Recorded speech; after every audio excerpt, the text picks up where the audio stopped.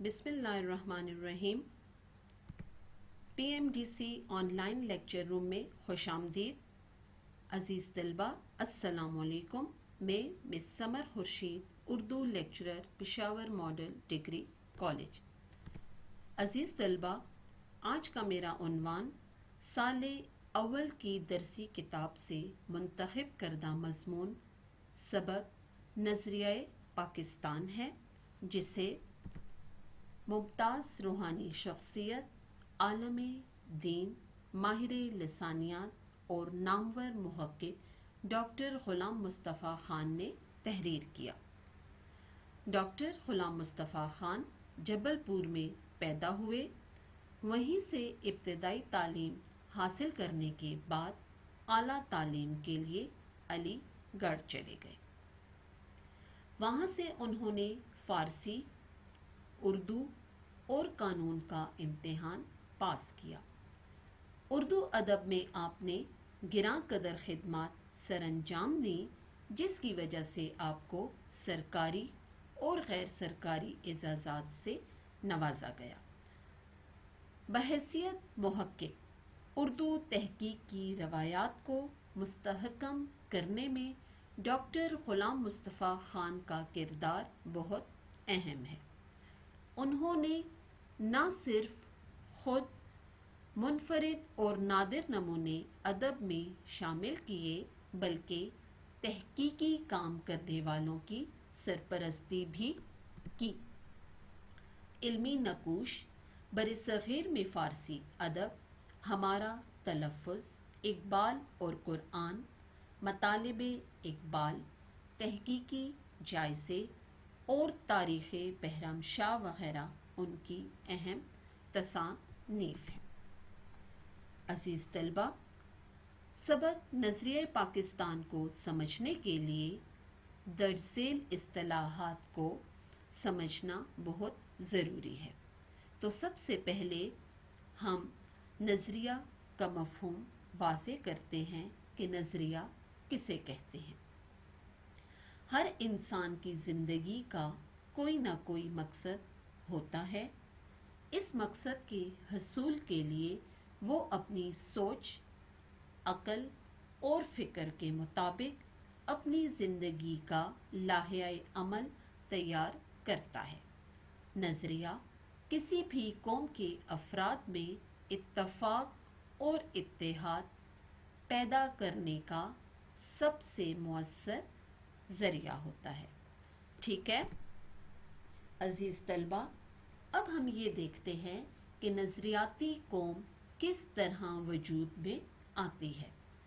نظریاتی قوم کے سامنے ایک واضح نصب العین ہوتا ہے، اور کسی بھی نظریے کے وجود میں آنے اور پھلنے پھولنے میں قوموں کی تاریخ، مذہبی عقائد، معاشرتی اقدار اور تہذیب و ثقافت بنیادی کردار ادا کرتے ہیں.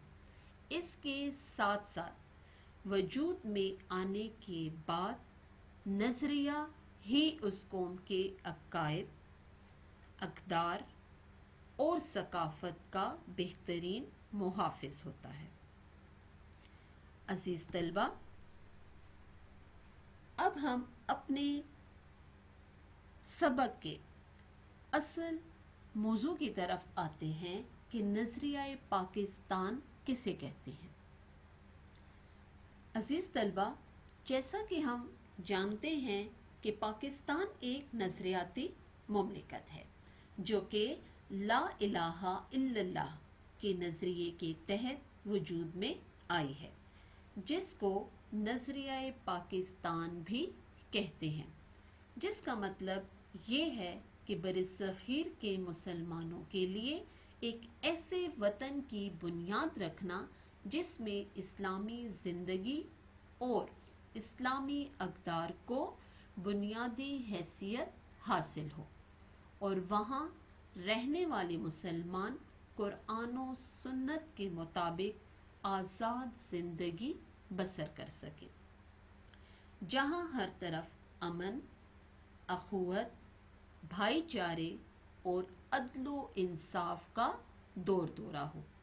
یعنی ہم یہ کہہ سکتے ہیں کہ نظریہ پاکستان کی اصطلاح اسی بنیادی سوچ اور عقیدے کے لیے استعمال ہوتی ہے جو قیام پاکستان کی بنیاد بنی۔ عزیز طلبہ، اپنے لیکچر کو آگے بڑھاتے ہوئے میں سبق کے ان اہم تاریخی نکات کا جائزہ آپ کے سامنے تحریری صورت میں پیش کرتی ہوں جن کو مصنف نے اپنے مضمون میں شامل کر کے نظریہ پاکستان کے اصل مقصد کو واضح کرنے کی کوشش کی ہے۔ جی تو عزیز طلبہ، ان تمام معلومات کو پڑھنے اور سمجھنے کے بعد آپ اس سبق کے تمام پہلوؤں کو سمجھتے ہوئے مختلف سوالات کو احسن طریقے سے حل کر سکیں گے۔ عزیز طلبہ، اب آپ کا یہ کام ہے کہ فراہم کردہ معلومات اور کتاب سے استفادہ حاصل کرتے ہوئے سبق میں سے تقریباً 10 معروضی سوالات تحریر کریں۔